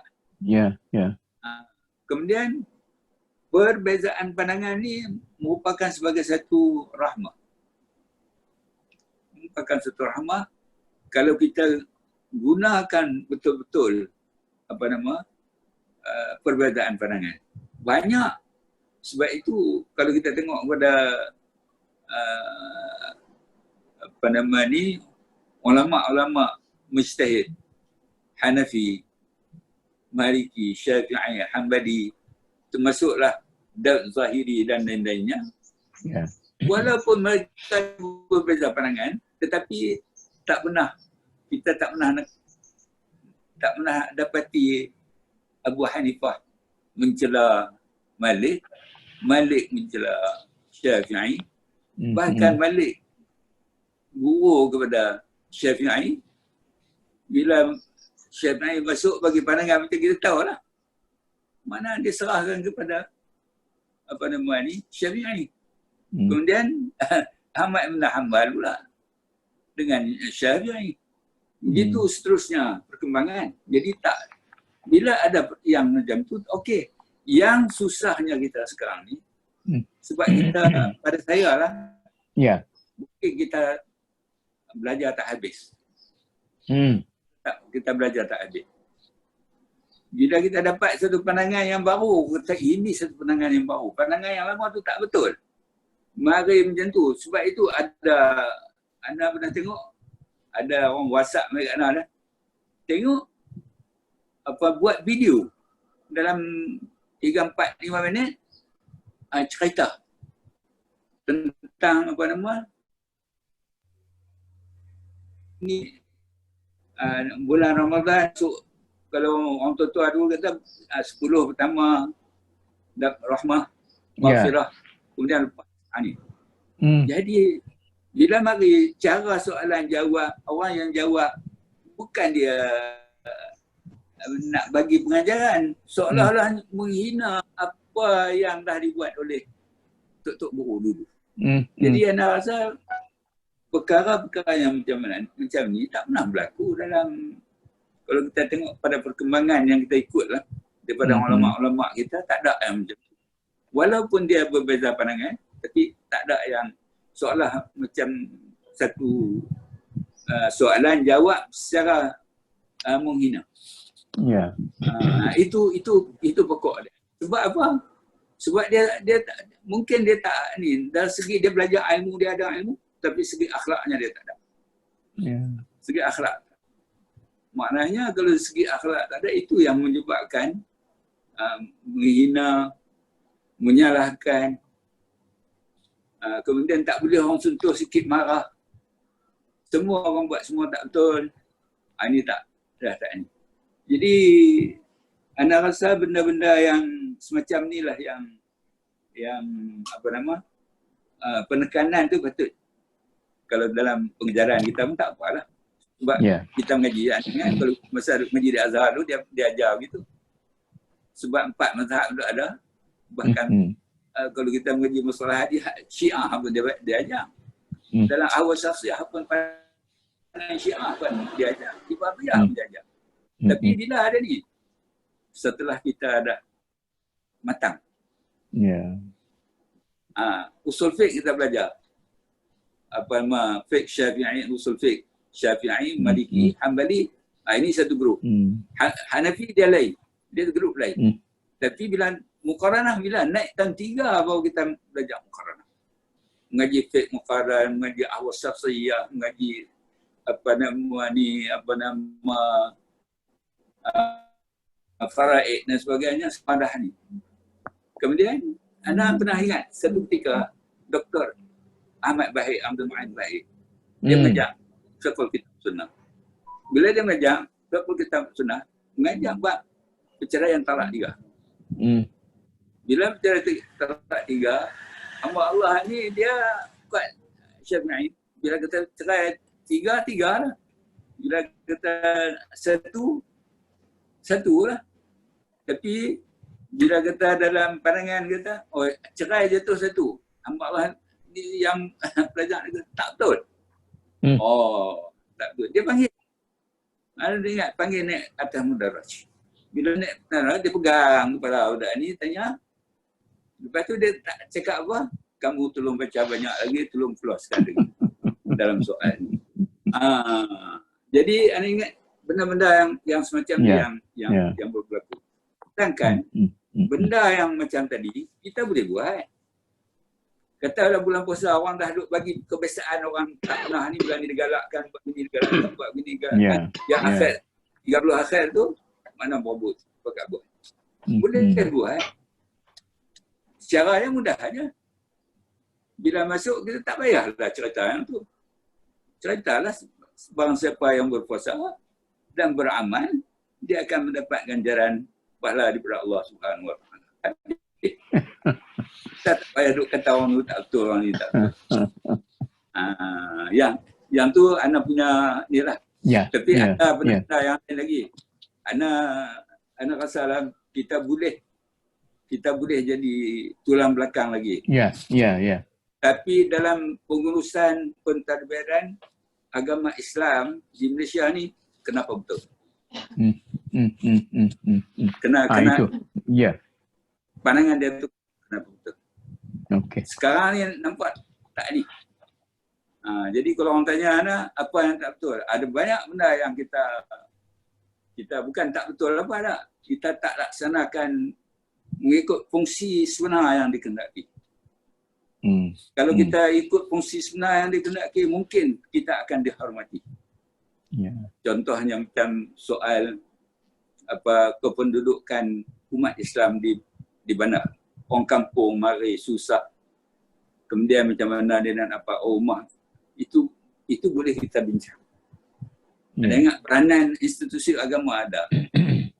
Zakat boleh berperanan, tapi kita duk nampak benda-benda lain. Ya. Benda-benda yang utama kita tak. Nanti kita buat khusus untuk tu, Tan Sri. Okey. Baik. Okey. Jadi untuk sekarang ni kita ada satu round lagi. Mungkin kita boleh makin ke depan ni. Tan Sri Kamal sudah memberi 7 jenis ubat untuk memulihkan pesakit yang dikatakan sebagai Melayu Muslim ini. Cuma persoalannya bagaimana kita nak memulakan, nak dari aspek mana, atau kita katakan titik tolak ni Tan Sri Zaman. Macam mana? Kita cuba pendek-pendek sikit, kita ada setengah jam lebih lagi. Titik tolak bagaimana? Atau Dr. Kamil nak bagi apa ni? Tak ada. Tak ada. Okey. Kita pergi Tan Sri Zaman. Macam mana nak tolak ni? Daripada pengkalan yang sudah begitu buruk, tempat yang sudah begitu apa, nak bagaimana tolak ni? Ya, saya rasa sebelum kahwin melarat lah, melarat ke depan, kita mesti buat sesuatu yang boleh menginsafkan orang Melayu. Ini yang saya kata pokok. Buat apa-apa pun kalau kita tak beri keinsafan, mereka tidak akan sikap betul lah. Banyak bincang hari ini memang relevan tentang corruption, tentang macam-macam lah. Jadi saya rasa kita kena pergi ke satu jalan di mana kita boleh membetulkan yang belok ni menjadi betul. Saya rasa ini yang penting. Macam mana kita nak buat ni, bagaimana saya kata tadi, di universiti mesti ada satu suasana di mana mereka boleh diberi bimbingan yang positif. Jangan nak pergi universiti itu semata-mata kerana dapat degree atau dapat gini tak. Saya fikir universiti ini lebih luas pada memberi knowledge itu saja. Tingkah laku dia dan sebagainya, perangai dia, eksplorasi dia, eksplorasi kebangsaan dia tu. Ini yang sangat besar. Kalau boleh, itulah yang saya fikir yang sangat-sangat penting. Pasal apa? Mungkin saya ni terlampau. Saya bimbang dengan keadaan kedudukan orang tak Melayu kita ni. Jadi seolah-olah tidak peduli lagi maruah dan sebagainya. Misalnya, satu perkara yang sangat-sangat saya marah sangat. Ni orang nak buat haji ni. So apa tu, beli tiket kena tipu dan sebagainya. Macam mana dia tergamak buat perkara ni? Dia tergamak menipu insan yang nak pergi buat amal ibadat yang digalakkan. Jadi itu kepada saya menunjuk betul-betul satu gambaran ikhlak tidak ada. Ini yang pokok yang kita kena instill semua kan. Semoga mereka tu ada. Perkara ni mungkin penting sangat dimulai di rumah, di sekolah dan ke universiti dan sebagainya. Ataupun institusi lain yang membimbing orang muda, orang mudi. Itu yang penting. Kalau tidak, susah kita nak membetulkan hala tuju orang Melayu kita supaya mereka boleh jadi satu insan yang beragama Islam, membuat jalan yang betul. Tidak ada bengkok-bengkok menghina orang kata, atau menipu orang ke dan sebagainya. Itu pendapat saya. Okey. Tan Sri Mat. Tan Sri Zaman kata buat sesuatu yang boleh menginsafkan. Sama ada yang mengejutkan lalu insaf ataupun secara pendidikan dan sebagainya itu. Tolong bagi tafsiran yang terangkan sikit pada pandangan Tan Sri bagaimana yang dimaksudkan oleh Tan Sri Zaman ni. Saya ingat cadangan pandangan Tan Sri Zaman Khan tu sangat baiklah. Petang ni pun saya dapat banyak pelajaran daripada Profesor Kamal Hassan, daripada Tan Sri Sheikh, termasuk Profesor Zudi, Profesor Kamal. Saya fikir orang Melayu ni dia kena sentiasa ada hero worship. Hero worship ataupun membina ombak. Kalau dulu, zaman dulu, kalau berlakon tu P. Ramlee lah. P. Ramlee tu dia dapat menghidupkan watak-watak melalui cara dia. Simple dia watak dia. Eskandar Isman, Ahmad Nesfu, Sarima, Saadia. Inilah pelakon-pelakon selama 20 tahun. Orang itu juga lah, tak tua-tua. Itu geng Dia dia. menghidupkan, dia mempengaruhi masyarakat. Dia ada dia punya ombak. Dan banyak anak-anak muda mengikut cara sikat rambut, siolan, cakap-cakap, misalnya apa dah. Itu semua P. Ramlee punya. Kalau misalnya dalam bola sepak pula ada Awang Bakar, Mohtar Dahri, Gani. Ini satu ombak yang kuat dibina. Begitu juga yang lain-lain, badminton atau dalam budaya dulu kaki tangan kerajaan ada Aminuddin Baki. Ayam dia kepuk mati kelaparan. Orang cerdik pandai yang banyak mengeluarkan pepatah-pepatah yang jadi ikutan. Orang gunakan apa yang dia cakap tu membina ombak.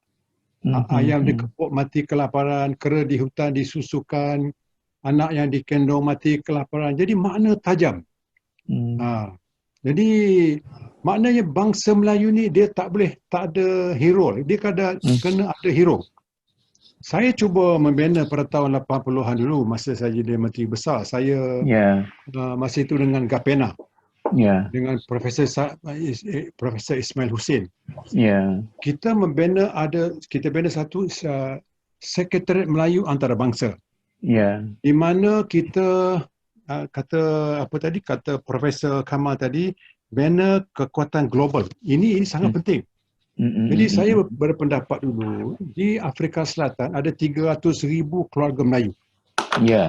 Di Suriname, di selatan Cuba ada hampir 1 juta orang Islam di Suriname. Di Liverpool ada 1,000 orang.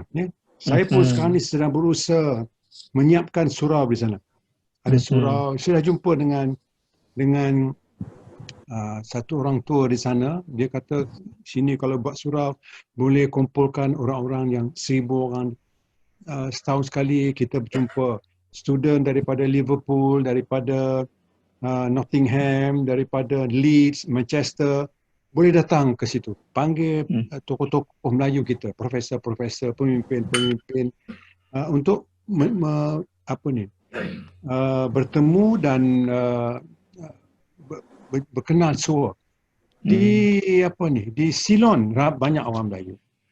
Saya pernah buat perhimpunan Melayu di Tanah Suci di Mekah. Di mana masa itu Profesor Awang Had pun ikut serta. Sangat berjaya. Tujuan saya supaya kalau kita dapat mengadakan networking, orang Malaysia, kita ada networking orang Melayu di Afrika Selatan. Jadi Melayu Afrika Selatan ni boleh jadi kita punya tingkap atau pintu kita masuk ke Afrika. Jadi usahawan Melayu kita di Malaysia ni boleh jual barang dia melalui usahawan Melayu di Afrika Selatan dan dia boleh masukkan ke Kenya, ke Afrika. Begitu juga di Eropah. Begitu juga di Liverpool, dia boleh masuk ke kawasan sana. Kalau dia ada kecerdikan networking, macam mana orang Cina-Cina ni daripada barang dia daripada China, Hong Kong masuk ke Singapura, masuk ke kita. Dia dah buat lama. Tetapi kita pun ramai orang Melayu diaspora ni, ramai. Orang Melayu di Ceylon ramai. Melayu di selatan Perth, Katanin, ramai. 60,000 orang Melayu di sana. Tetapi dia cuma memotong kambing biri-biri saja. Mengapa tak kita upgradekan melalui kita punya networking, ada yang mampu untuk menjadi membawa barang daripada sini dan menghantar barang daripada sana. Ini orang lain buat. Ini yang bangsa lain buat.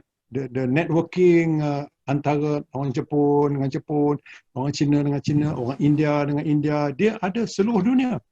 Jadi orang Melayu pun ramai. Saya dah bertemu dengan orang-orang Melayu, misalnya di Afrika Selatan ada ketua namanya Ismail Peterson nama dia. Peminat. Dah kita mulakan pun. Tetapi apabila saya dah tak pegang jawatan, diambil alih oleh sekarang ini Gubernur Melaka, Tun Ali. Semalam Tan Sri saya dengan Tun Ali. Dia ambil alih daripada saya. Saya dah buat awal. Saya dah buat 11 tahun sebelum dia. Selepas tu dia buat. Dan saya juga dapat membina networking ini. Kalau ini boleh dihidupkan semula, saya dah ada connection di banyak tempat melalui Gapena. Connection kita dah ada. Jadi jangan connection budaya saja. Kita nak connection perniagaan, connection ilmu, agama. Kita nak pertingkatkan lagi. Kalau ini dapat dibuat, setangga lagi kita boleh dapat adakan. Kata Profesor tadi, 7 abad. 7 abad. 2070 kata Profesor tadi tu. 77 ini mampu kita buat. Mampu kita buat. Tetapi orang Melayu mesti dia tak ada penting diri lah. Ini untuk national service, untuk bangsa dia. Jadi kalau kita boleh buat, saya fikir jadi dia memberi keyakinan. Dia akan sama-sama naik. Jadi wave tu kita boleh bina. Membina wave tu sangat penting. Okey, Tan Sri. Saya nak pergi, nak minta Prof Kamal sambung lagi semalam lah. Kalau pasal Tan Sri Mat sebut Tun apa semalam, Tun kami pergi buat kunjungan hormat lah, orang baru dilantik apa semua sekali kan. Jadi kalau kita memulakan wave ni bermula dengan peringkat Nusantara. Semalam kita bincang bagaimana kita akan mulakan Nusantara itu dan kita cuba hapuskan soal kekelantanan apa semua sekali ke Sabah, Sarawak. Itu kalau boleh saya boleh saya campur sikit tak Prof? Campur. Boleh saya campur sikit. Saya ni cadangan Prof Zodi ni sangat baik. Supaya kita alih pandangan. Kita mengalih pandangan daripada kekesutan, kacau bilau dalaman negara ni. Kita tak nampak luar. Kita tengok parlimen, kita hanya terbelenggu dengan persekitaran dalaman. Walhal opportunity banyak dekat luar. Itu belum lagi dengan negara-negara Islam.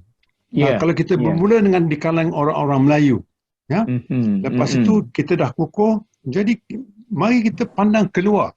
Mari kita capai pula outreaching keluar ni untuk kita bina masa depan 10-100 tahun yang akan datang. Okey. Terima kasih. Prof Kamal. Saya setuju. Saya setuju dengan pandangan itu.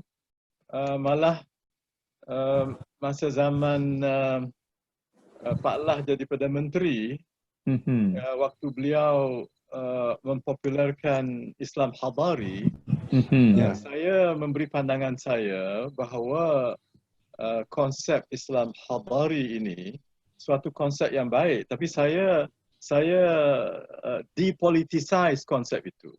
Orang politik dia mempolitisaikan konsep. Saya orang akademik, saya depoliticize. Memang Islam telah membina satu peradaban luar biasa, peradaban global, universal. Berpusat mula-mulanya di Baghdad, kemudian ke Iskandaria, kemudian ke Al-Andalus. Dari Andalus dia membawa kepada Eropah dan akhirnya membangkit An-Nahdah Urubiyah ataupun Renaissance di Eropah. Jadi kita sudah ada peradaban. Jadi peradaban itu perlu akhirnya kita membangun semula peradaban Nusantara yang dulu disebut daerah Jawi. Ya. Al-Jawi itu dalam kesusahan Arab merujuk pada Nusantara. Jawi sebelum Islam ialah Jawi Hindu, Buddha. Tapi sesudah Islam, Jawi jadi Islam. Jadi sekarang elok kalau kita bangun semula, dan idea ini bukan idea barulah. Indonesia bercakap tentang Islam Nusantara betul. dan sebagainya. Bagi saya, sebab ada juga di Indonesia sendiri jadi polemik. Sebab idea Nusantara, Islam Nusantara digembar-gemborkan oleh Nahdlatul Ulama. Jadi Nahdlatul Ulama kan ialah dia NGO yang terbesar dengan 70 juta rakyat pengikut. Tapi ialah ada kebimbangan bahawa Nahdlatul Ulama mungkin menekankan aspek kejawennya, Jawa itu, identiti Jawa.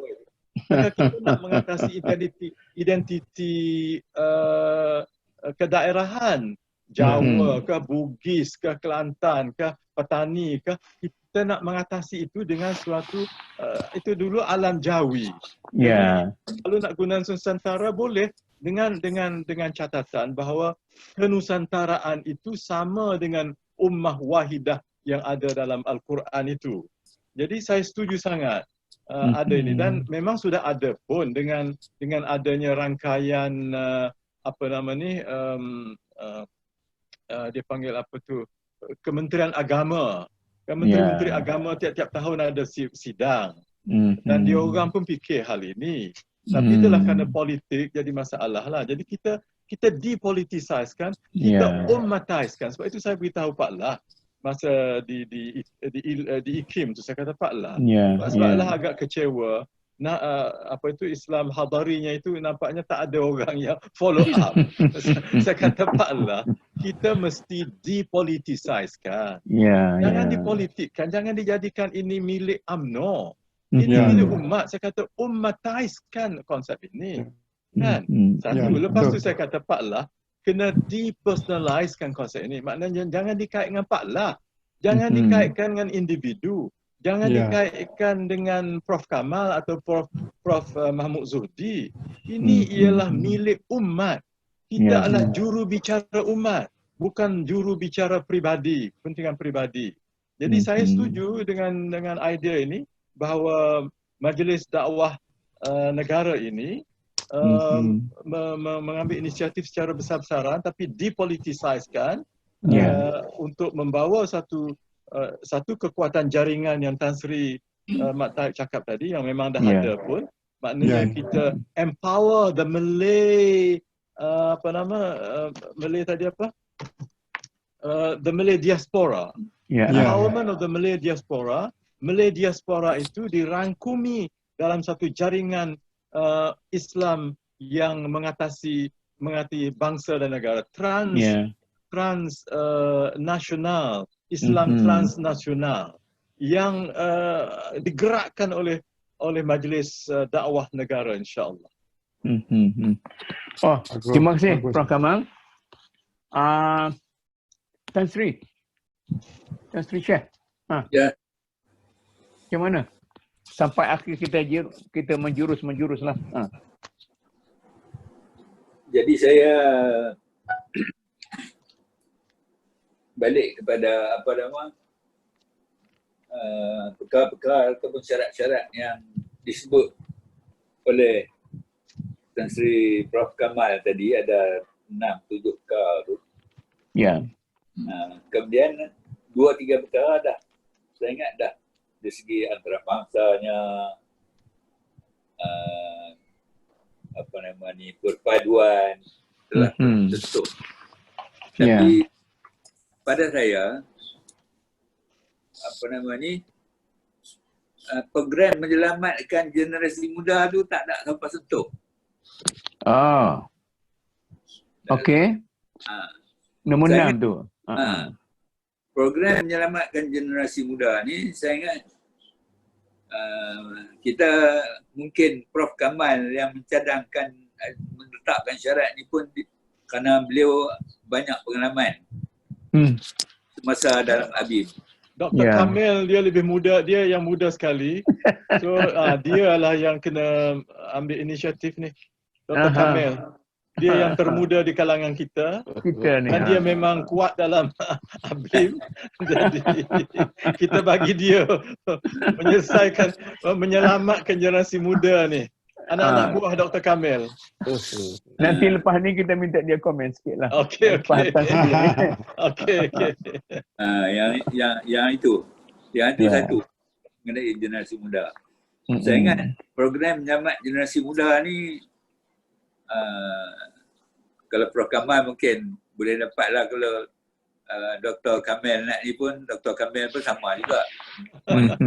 Gerak dalam. Dr. Kamil belum 70 lagi. Saya dah hampir 80 dah ni. Jadi saya ingat ABIM ni semasa saya tahun 70-an, saya tak jadi ahli tapi saya kawan baik Ustaz Fadil. Oh ya. Ustaz Fadil Manor, Ustaz Ahmad. Semua dah tinggal belakang dah. Ya. Jadi program ABIM di Kedah, oleh kerana kalau pegawai-pegawai agama tak bagi sokongan, tak bagi peluang kelepasan kepada mereka ni, dia orang tak boleh bergerak. Ya. Itu dari segi itu. Tapi oleh kerana kita ada kerjasama di antara pegawai ni dengan ahli-ahli ABIM, generasi muda ABIM ni, maka dapat bergerak. Ya. Kemudian program menyelamat generasi muda ni saya ingat kita boleh belajar banyak lah. Daripada kalau di Malaysia ni ABIM-nya, kalau Mesir boleh kita tengok macam mana pergerakan Syuban Muslimi. Kemudian macam mana pergerakan yang dalam Ikhwan. Boleh tengok. Asalnya Ikhwan ni walaupun dia kena ni sampai sekarang dah berapa puluh tahun, tapi pergerakan dia masih mantap. Walaupun dia tak secara ni, tapi dia pergerakan dia tak. Dalam berbagai bidang dia masih berjalan. Dan saya yang tu. Kemudian lagi satu, kita nak kena tengok juga orang yang bukan Islam yang Prof sebut tu. Orang yang bukan Islam ni dia tak menghormati orang yang tak berada. Maknanya kalau orang Islam kita miskin, tak ada daya ni, memang dia tak akan hormat. Yang ni pun kita nak kena gerakkan bagaimana membolehkan orang Melayu ni mengoperasi. Sedangkan kuasa membeli itu adalah dalam tangan Melayu. Jadi kita nak gerakkan, bagaimana kita boleh gerakkan kuasa membeli Melayu ni dengan kuasa-kuasa baru, perusahaan, produk-produk yang dibuat oleh orang Melayu, orang Islam dan disokong oleh pembeli-pembeli Islam. Bukan artinya kita nak kita nak lawan dengan ni tak. Kita nak tu supaya orang Islam ni dihormati dengan sebab kedudukan dia dalam ekonominya baik. Di sini saya ingat banyak peranan yang saya sebut tadi, peranan wakaf, peranan zakat boleh menggerakkan ekonomi orang Islam. Kita dah baca banyak sangat teori zakat boleh menyelesaikan masalah ekonomi dan sebagainya. Tapi segi praktisnya tak ada. Yang ni patut kita nak kena bincang lah. Saya ingat saya yang lain-lain lagi, yang itu masalah perpaduan, masalah kekuatan akhlak pemimpin dan sebagainya, itu ini memang satu perkara yang penting lah. Yang amat penting. Kalau perpaduan macam kita tengok semalam pun, saya cukup tak seronok. Pasal kenapa yang macam tu? Bangkit semua macam orang tak ni, jadi macam mana nak Jadi pasar borong. Jadi, Pasar borong. Ya. sepatutnya kalau dah semacam tu sepatutnya dengan segala hormat kita kena bercakap. Yalah. Jadi Agak-agak para yang berhormat kita dengarlah apa yang kita cakap. Betul. Kualiti yang memalukan. Yalah. dengan angkat suara, dengan kerja, dengan apa. Takkanlah akhlak kita di Tapi itu saya rasa Memalukan. oleh sebab Ya. ramai Melayu daripada dia orang. Sebenarnya kalau dia ramai juga, boleh mungkin lebih daripada itu saya tahu. Kalau di kalangan dia ada mesyuarat, contohnya orang Cina, dia bergaduh juga. Tambah-tambah lagi kawan India kita. Tapi saya lah rasa satu lah. Ya. Saya cakap kepada Syaful, sebenarnya kalau kita ni, kalau kerajaan lah, kerajaan tu maksud Melayu lah. Ya. Kita dominan tidak tunduk kepada demand dia orang. Misalnya bahasa kebangsaan. Dah. Bahasa kebangsaan ni ada kikis. Bahagian kita berbahasa Melayu adalah bahasa. Tetapi kita benarkan sekolah-sekolah ada. Kalau sekolah rendah boleh bagi dia macam belajar dia punya language ada. Sekolah tinggi mesti stop. Tak boleh. Dulu Form 1 pun dia cakap Melayu je tak apa-apa. Sampai kalau original di Kelantan, dia ada Kelantan, dia cakap Melayu Kelantan. Tapi sekarang tidak ada. Pasal apa kita longgar sangat nak bagi muka. Pasal undi lah. Tidak, cakap betul. Ini kelulusan UEC apa ni? Universiti dia apa tu. Ini satu lagi saya tak boleh terima kenyataan. Ada satu orang kata dia kata guru Melayu nak masuk mengajar sekolah Cina mesti tahu bahasa Mandarin. Mana boleh kita terima perkara ini? Tak boleh terima. Ini satu perkara yang merosakkan perpaduan kita. Bahasa kalau dia bercakap bahasa Melayu, meeting betul gini. Jadi suruh bahasa Melayu. Lepas tu belajar bahasa Melayu dan sebagainya. Dan hormati negara kita. Dia mesti patuh pada hukum negara. Dia masuk jadi kerajaan masa merdeka dulu 1 million. Tahu tak tahu, tanpa mengambil sumpah. Tanpa sumpah akan taksir kepada kerajaan Melayu dan sebagainya. Kita bagi, tapi dia lupa semua. Sekarang macam-macam dah lihat. Iaitu saya tak DP lagi ni. Apa dia buat? Tak sudarkan Melayu. Dia buat macam-macam dah. Tengok tu dia Ministry of Finance, Kementerian Kewangan. Tak pernah semua dalam rancangan mana tambah Cina merah semua. Habis merah. Dia tak mengaya pernah tu, meraya dah. Kita pun buat raya tu tidak tak bukan ada semua ayat Quran penuh, tidak. Jadi orang dalam government, orang Melayu kita, politician dan civil servant mesti keras sikit. Jangan tunduk pada dia. Dulu tak ada advertisement daripada China. Sekarang ada tak? Saya pergi ke hospital. Hari ni saya pergi kajian. Bahasa Melayu di bawah. Saya bayar orang putih atas. Ini satu kelemahan yang betul-betul blatant. Tak patut dia boleh terima. Tapi sebab takut ke China bagi buku.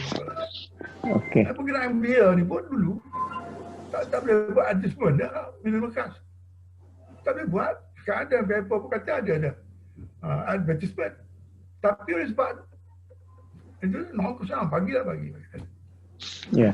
Satu lagi perkara yang kata kita tak boleh mengukuhkan kedudukan Melayu selagi kita tidak terlibat dengan banyak aspek bisnes.